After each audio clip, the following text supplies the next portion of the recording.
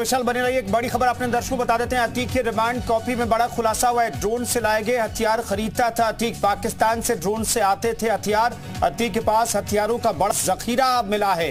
अतीक के संबंध आईएसआई और लश्कर से भी बताए गए। इस वक्त की बड़ी खबर आपको बता रहे हैं। बड़ी खबर है अतीक अहमद को जो रिमांड कॉपी अब जारी की गई कोर्ट की तरफ से, उसमें ये बड़ा खुलासा हुआ है। ड्रोन से लाए गए हथियार खरीदता था अतीक और अतीक का गैंग। चलिए विशाल का एक बार फिर से रुख कर लेते हैं। विशाल, ये तो बहुत बड़ा खुलासा है। और देखिए बिल्कुल बहुत बड़ा खुलासा हुआ है कि कैसे जो है उसको हथियार मिलते थे। जो पाकिस्तानी सेना की तरफ से जो हथियार जो है यूज किए जाते थे और उन हथियारों का प्रयोग करते थे। हमारे सहयोगी गुफरान जो लगातार इस खबर में बने हुए हैं। गुफरान, क्या कुछ पूरा खुलासा हुआ है? बिल्कुल, देखिए इस बात की पुख्ता जानकारी जो जांच एजेंसियां हैं जिन्होंने की थी इस पूरे मामले में, और बहुत अहम जो सबूत है खास करके पाकिस्तान से हथियार की जो सप्लाई है, इस बात की पूरी आशंका थी। तभी यही आधार पर इनका कस्टडी रिमांड लिया गया। और अब इनसे जब कस्टडी रिमांड जब पूछताछ शुरू होगी तो निश्चित तौर पर उन असलहों को बरामद कराने की कोशिश होगी जो पाकिस्तान से इन्होंने यहां पर मुहैया कराए थे। खास करके ड्रोन से गिराए जाते थे। ये बहुत बड़ी बात है कि ड्रोन से जो है गिराए जाते थे। तो ये कहना कि सिर्फ देश ही नहीं, देश विरोधी जो गतिविधियों में थे वो भी अतीक उसमें शामिल था। बिल्कुल बिल्कुल, ये एंटी नेशनल जो गतिविधियां होती हैं उसमें शामिल रहने की जो तमाम जो आशंकाएं पहले भी हमने देखा था कि व्यक्त की जा रही थी। और अब जब जांच एजेंसियों ने जिस तरीके से तमाम इनपुट दिए हैं, खास करके ड्रोन के जरिए हथियार की जो सप्लाई है इंडिया में खास करके अतीक अहमद और उसके गुर्गों ने की है, तो निश्चित तौर पर यह अपने आप में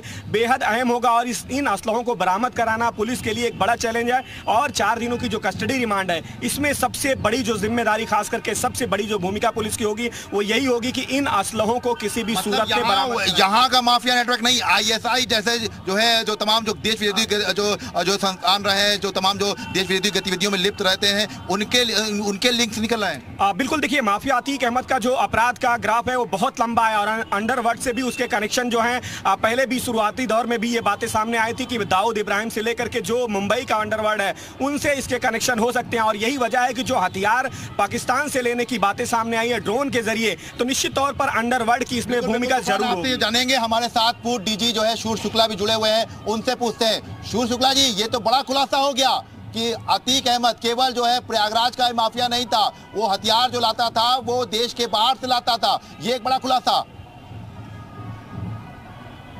बिल्कुल, ये खुलासा भले अब हुआ है, लेकिन पुलिस के वरिष्ठ अधिकारियों को, पुलिस के एसटीएफ को, सबको ये अंदाज, ये सूचना पहले से थी कि ये पूरा गिरोह पहले ये लोग नेपाल के काठमांडू के माध्यम से ये विदेशी करेंसी और असलहे ये लाते थे।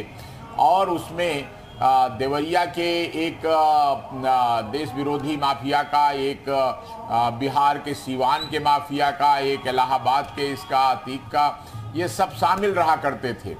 और ये बहुत दिन से, लेकिन ये इतना, जैसे कहते हैं ना, चोरी करने में चोर इतनी सतर्कता बरतता है कि जब तक मौके पे पकड़ न जाए तब तक उसे गिरफ्तार नहीं किया जा सकता।